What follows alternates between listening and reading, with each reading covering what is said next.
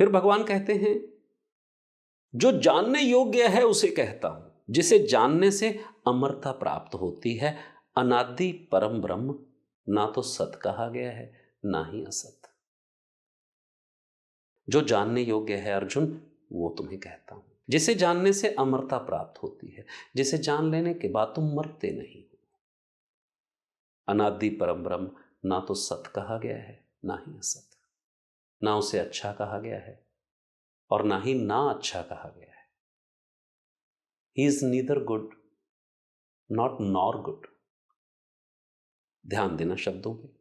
सब और हाथों पैरों आंखों सिरों मुखों और कानों वाला वह संसार में सब जगह सब कुछ व्यापक करके स्थित है। वो सब जगह है।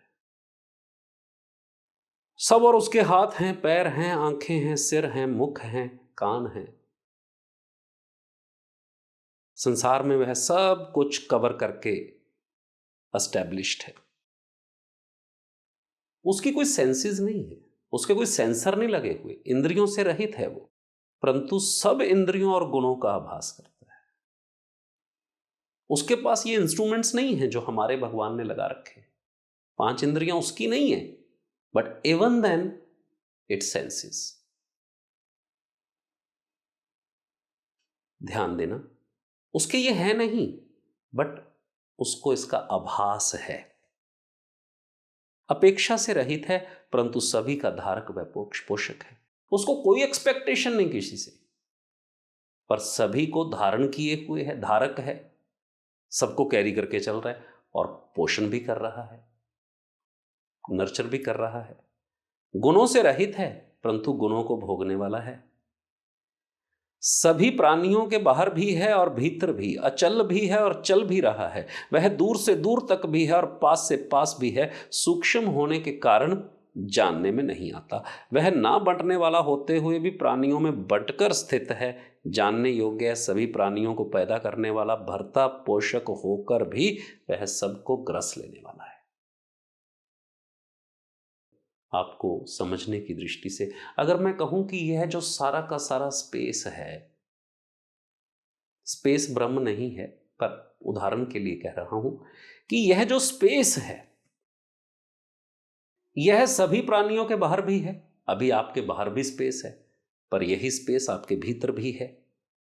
अचल है, यह मूव तो नहीं कर रहा स्पेस, पर चल भी रहा है जब तुम मूव कर रहे हो, क्योंकि जो तुम्हारे भीतर का आकाश है वो तो मूव कर रहा है। ट्रेन के भीतर का जो आकाश है वो मूव कर रहा है, कार के भीतर का जो स्पेस है वो मूव कर रहा है, पर यह जो सारा स्पेस है ये तो मूव नहीं कर रहा। सूक्ष्म होने के कारण जानने में नहीं आता। अब ये जो स्पेस है तुम इसको कहां से पकड़ोगे? ये जो स्पेस है चारों ओर, ये जो आकाश है, ये जो खाली लगता है, अब ऐसे आंख से देखने की कोशिश करोगे तो ये दिखता नहीं, कान लगा के सुनने की कोशिश करोगे तो सुनता नहीं है, जीभ निकाल के टेस्ट करो तो टेस्ट नहीं होता, सूंघने की कोशिश करो तो सूंघने में नहीं आता, फील करने की कोशिश करो तो ये फील नहीं होता। इसको भगवान कह रहे हैं कि ये इतना बारीक है, इतना महीन है, इतना सूक्ष्म है कि पकड़ में नहीं आता। पकड़ में कहां से आएगा? 5 सेंसेस से तो आएगा, पर पकड़ में नहीं आता। उसे अंधकार से परे प्रकाशों का प्रकाश कहा गया है। यह है और यह अंधकार से परे का प्रकाश है, यानी इनसाइटफुल है। जहां पर भी प्रकाश, ज्योति ये शब्द आए, इसका अर्थ यह नहीं है कि माथे पे कोई लाइट जलनी शुरू हो गई, ऐसा नहीं होता। प्रकाश का अर्थ है जो स्पष्टता दे, क्योंकि अगर तुम्हें किताब पढ़नी है तो उसके लिए रोशनी चाहिए।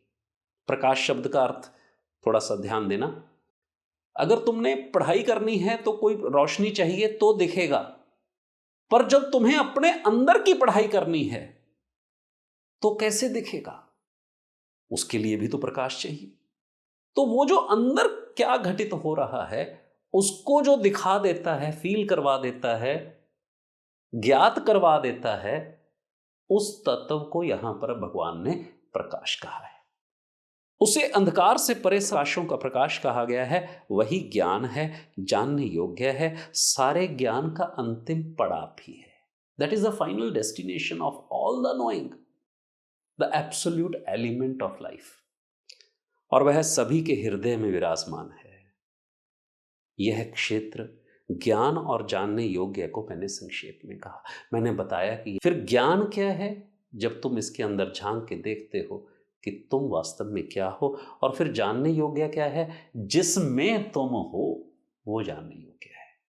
ये जो तुम्हारे भीतर सब कुछ उठ रहा है, तुम हो, तुम्हारे भीतर ये हो रहा है, इस स्पेस में तुम एक घटित हो रहे हो पानी के बुदबुदे के जैसे। वो जानने योग्य है जिसमें तुम घटित हो रहे हो। ये शरीर है जो घटित हो रखा है, तुम्हें दिखाई दे रहा है, उसे क्षेत्र कहा। और इसको जानना कैसे है, जब अपने आप के साथ बैठोगे, वो ज्ञान कहा भगवान ने। और जानने योग्य क्या है, जिसमें तुम घटित हो रहे हो, जिसमें तुम्हारा ये ज्ञान घटित हो रहा है, जो तुम्हें प्रकाशमान कर रहा है स्वयं को जानने को, उस तत्व को भी जानना है। इसे जानकर मेरा भक्त मेरे भाव को प्राप्त हो जाता है। जो व्यक्ति इन तीन को जान लेता है, तब उसका जो सबकॉन्शियस माइंड है, उसको पता चलता है कि ये शरीर है, इसको जानने वाला मैं हूं, जो मैं जान रहा हूं इसके साथ बैठकर। और फिर जहां पर मैं जान रहा हूं, जो मुझे जनवा रहा है, वो परम ब्रह्म है, वो अनंत आकाश है। और फिर जिसमें यह अनंत आकाश है, वो ईश्वर है। वो उसके भाव तक कब पहुंचेंगे कि ये भी तो किसी में होगा जब मैं इसमें हूं। वो ईश्वरीय तत्व है, इसको भगवान कहते हैं। इसे जानकर वो मेरे भाव को प्राप्त हो जाता है।